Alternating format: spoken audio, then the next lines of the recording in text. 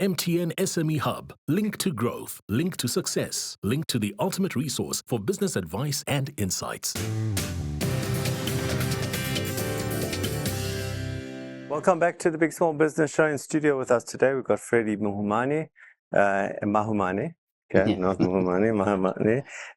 And he's the founder and CEO of KasiD. I've had the pleasure of spending some time with this genius.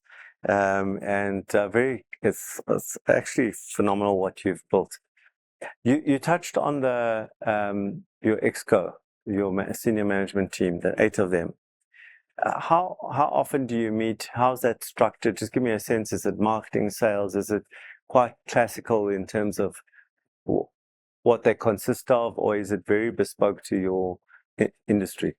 It's classical in a way. I think 80% of that is what you would find in every corporate. But so we meet every week, at least twice a week, where we do managerial main meetings, and we also do some master classes in between to make sure that we are aligned in terms of some of the processes and systems. Okay, and you spoke about Manco work. Mm-hmm. Okay, so how long do you meet? For an hour, 2 hours? It's mostly an hour, which now and then gets you an hour, 30 minutes, but yeah, mostly an hour. Okay. As you've grown, you spoke about, and I deeply respect the question, because as you scale, you can suck up cash. Have you taken on debt or investors as you've grown? How have you grown from a financial point of view? Have you used your own profit? How have you actually done that? Yeah, but we don't have any debt currently in the business. So when I started the business, I used my pension to start the business. So no, we haven't, but we have grown financially, and we're using that to grow even more. So using your own profit to grow? Yes, that's what we're doing. Look, we're getting ourselves ready for investors, for example, and we're well aware of some of the challenges and what the investors will be looking at when they come in. So that's why we stayed away from debt as much as possible.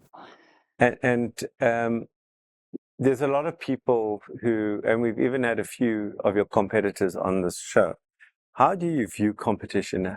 And don't give me. I know that you've cooperated with the 2 others in KZN, but how do you see competition? Do you see it as I'm leading you, but if it's not what you're thinking, do you see it as something that will always be there, or do you see it as that you're so different that it's going to take a long time for them to catch up, or other? Yeah, look, for me, competition boils down to what strategies and what are your targets that you're using. If my target is to create employment, anyone that competes with me should compete with me at that level of creating employment. If my target is to make sure that I have 2 million clients, then my competitor would be somebody that wants to have part of those clients. So for me, competition, especially in business, I think about it, and it's driven by what is my success defined by, and what is my strategy in order to get there. So not everybody is my competitor, and that's why I went and partnered with different people who are in the same industry as me, and some people view them as competitors. But my main goal is to employ more young people. So I look at somebody that competes with me currently, somebody that's trying to employ and create more employment. Then let's compete at that level. Do you have an HR function in the business? Yes, we do. And are they busy? Yes, very. They're very busy. We recently vibe coded our HR system. The whole ecosystem was vibe coded by myself as well. So yeah, it's they're very, very busy, I must say. You seem very operational.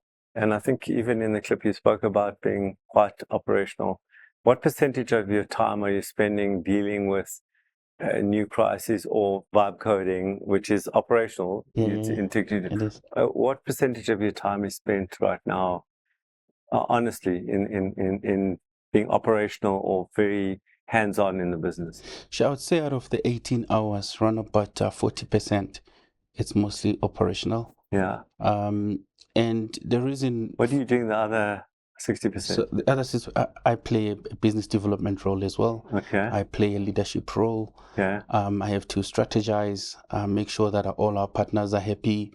So most of the time I spend doing that, making sure that we sign the right contracts, making sure that we target the right partners, and look at the future growth of where we're going. And you spoke about business development. Are you the only person in business development? And how are you getting your new clients? How do clients come to you? Sure. For now, it's more on the referral because of the business that we do and because of the problem that we try and solve. And yes, I'm currently the only one that does the business development side of things, but I have a supporting team that really helps me when it comes to making sure I have the right presentation, making sure I'm speaking to the right client, the organization of the meetings, my day, and all of that. So I have a team behind me that helps me do that very well. Just as an aside, if you're in business development, you are in an operational. You are operational. Just by the way, when you're selling, you're operational. You're doing. You're not. You're not in the thinking state. Is there an intention to then build a sales team? Yes, actually, we got a new contract right now that requires us to have a sales team. I've started with that. We just built our own CRM also using Vibe Code to help us to build that team out. Yeah. And then just when you talk about culture, you're concerned about culture.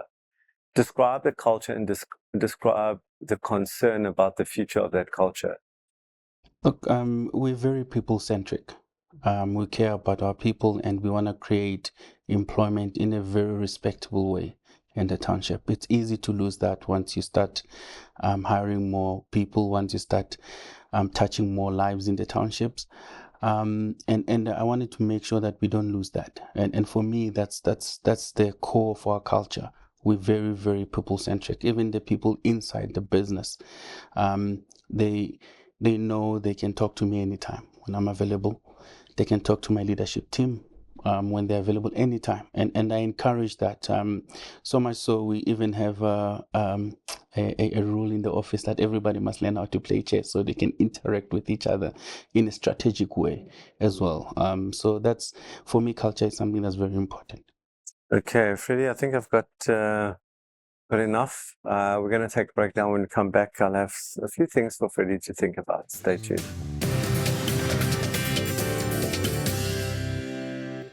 MTN SME Hub, link to business success.